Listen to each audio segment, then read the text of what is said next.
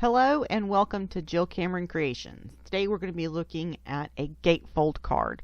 It's a very basic card design, but if you're not familiar with it, it actually is basically two card bases put together and folded back on itself.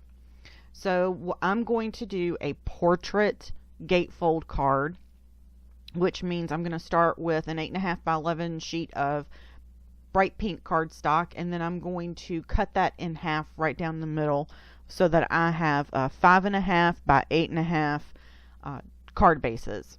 And then I'm going to score it regularly like I normally do, and then I'm going to score 1/2 of it in half.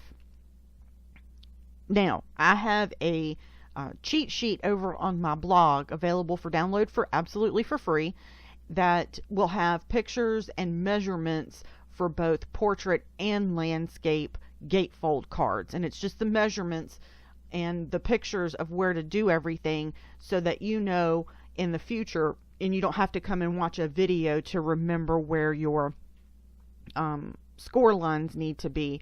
And it's portrait and landscape, so the gatefold can open either way. So I'm going to fold all of my elements here on my card bases, and you just fold it in half, and I'm really reinforcing those fold lines with my Teflon bone folder.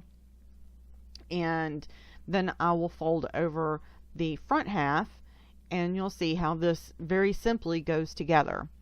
This is the first time I've actually ever made a gatefold card. I've seen them 100 times, but I've never really made one before. So I make a few mistakes in here, and I show you those mistakes as we're going through. And just everybody makes mistakes when they're making cards, and usually there's a way to fix everything. When you're doing this and have a heavier weight cardstock, you do need to trim off a little bit off of the back side of one of the card panels. And I actually trimmed off 1/8 of an inch, and it should probably be a little bit less than that, probably about half of that, about a 1/16. And it's so that the front actually meets when it closes. So just know that, and it has to do with how heavyweight your cardstock is. It just depends. So I didn't want to do just plain old square panels on the rectangular panels on the front. I wanted to do an oval and put some flowers on top of it. So what I did, since this was the first time that I was making this, I wanted to be sure that it was even all the way around and that I had good placement of my oval. So what I did was I squared up my card, made sure it was perfectly square here on my mat, and then I'm going to put my oval down on top of it where I want it and get it centered up, and I'm going to put some washi tape on it to hold it in place on both sides. And then I'm going to draw a circle on the inside of the oval so that when I go to cut the second half, that I will know where my oval is supposed to be. The other thing I did was I really pressed that oval down into the paper with my fingers, so it had just a teeny tiny slight indentation at the top and the bottom. That way it kind of slid into place, kind of, sort of, not really, but kind of, sort of. And then I ran the first half through my die cutting machine. Since this was the first time I had ever made a gatefold card, I had to fumble with how to die cut it. I put it through, and I was like, no, that's gonna cut all of the back half of it. And then I went, oh, you big dodo bird, you gotta cut the other side of it. So I figured out how to do that, and I'm going to show you here in just a minute also the easiest way to put your sandwich together for this. And so here I'm just going to do the circle really quick, and so I know where to put my die back on the other half after I cut the second half of this. And after I put my oval in here, I'll die cut the first half. I have been, quick story while I'm doing this, since I've told you everything I'm doing up until a certain point here. I've been waiting on a package to come from USPS, and it's been out for delivery since the 20th. I'm frustrated, to say the least. because it's the 25th as I'm recording this. Anywho, so here's the sandwich really quick. You put your base plate down, and I'm using a Spellbinders Platform 6. You put your first cutting plate down, slide your thing that you're going to cut back to almost the end of it, because we just want that right hand edge of that to cut. We don't want that back half to cut. Slide your plate in there, and you'll want to make sure that you get everything lined up, and use the tension from your machine itself to make sure that everything kind of stays in place. And as you roll it up a little bit, it will need to, you might need to adjust the plate before it goes through again. But make sure the edge of your cutting plate is along the crease line there, and it should cut where it needs to be. And see, I'm using the tension from my machine to get everything lined up, and then it will run through, keeping my finger on it so it doesn't slip, and pushing that on through. And now we'll have 2 halves cut to make the front of our card here. I love my Platinum 6. It cuts so easy. So we just take this off, and voila, there's the front of our card. We'll just take a paper trimmer. I have a Fiskars paper trimmer that has the reinforced edge on it. It's a steel bar instead of, not steel, but it's a metal bar instead of the guide wire, and it cuts right up against the very, very edge of that metal bar. So I know where that goes. And we're going to cut right up to that, and you'll feel the paper give as you do that. You'll feel the change in the paper where you're no longer actually cutting through paper. And top and bottom, make sure it's squared up, and bam, done. Let's go ahead and get our card put together here. And what I'm going to do is make sure that my front lines up, and this is my mistake. I lifted up the edge and I put some adhesive down, and I was going to just lift up the other edge of it and put it down. But when I opened the card, I saw how crooked it actually was. So I took it off. And that's one thing that I really like about this type of adhesive, is you can pretty much, even though I'm putting a ton of it down right here, I actually have to pull it back off again, and it doesn't tear my paper, but it still stays, it still sticks, it still works great. I just don't have, it doesn't tear my paper, which I really, really like. So I keep looking at this going, it's okay. And then I decide it's not okay. So I peel it back apart. And I want to show y'all this because as a card maker, sometimes that's what you have to do. You've got to peel it back apart a dozen or more times to get it to line up the way you want it to. I was pretty frustrated at this point, but I went with it anyway, and there it is. So it doesn't meet exactly in the middle like I wanted it to, but in the end it still works. I found some old scrapbook paper, and it was a 12 by 12 sheet, and it looked like a pink knit sweater. And this card is actually for a friend of a friend who is going through some cancer treatment right now, and I offered to make her a card so she could send them a gift card inside of the card. So what I did was I made 2 panels and to put on the back right here, so that I had some texture right there on the front. But then I really wanted some additional texture, and those little white lines that are on the back on each side, I'm not worried about those. My card doesn't need to be 100% perfect. I'm all good with the way that it is. So the flowers on the front of my card are from the Wallflowers stamp set by MFT, which is a fairly new stamp set.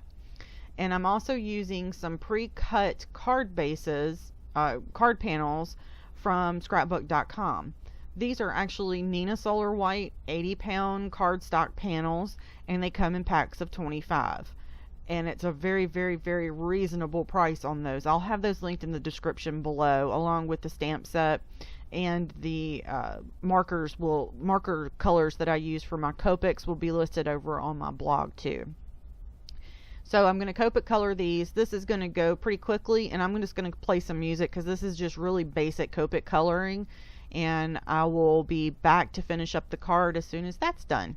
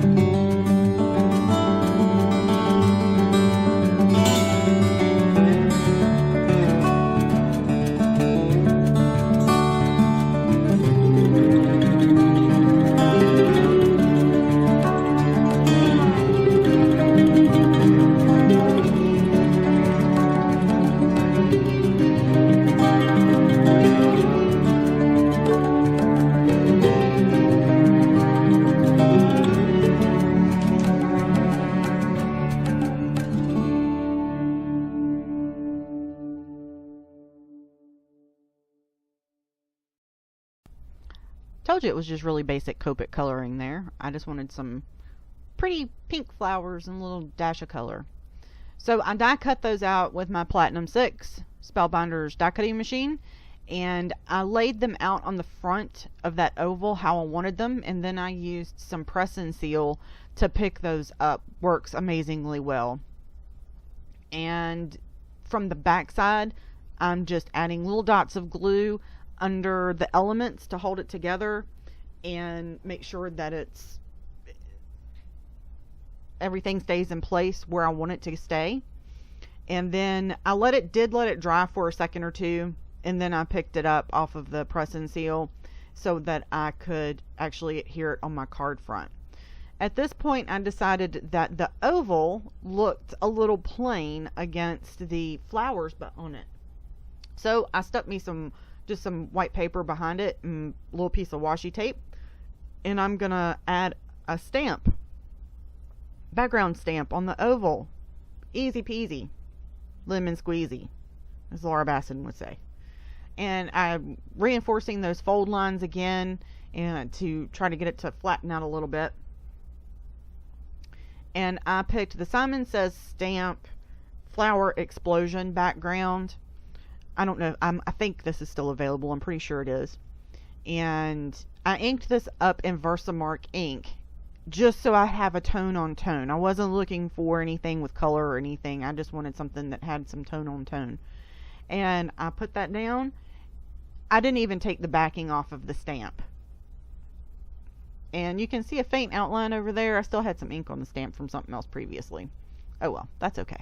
Didn't mess it up at all.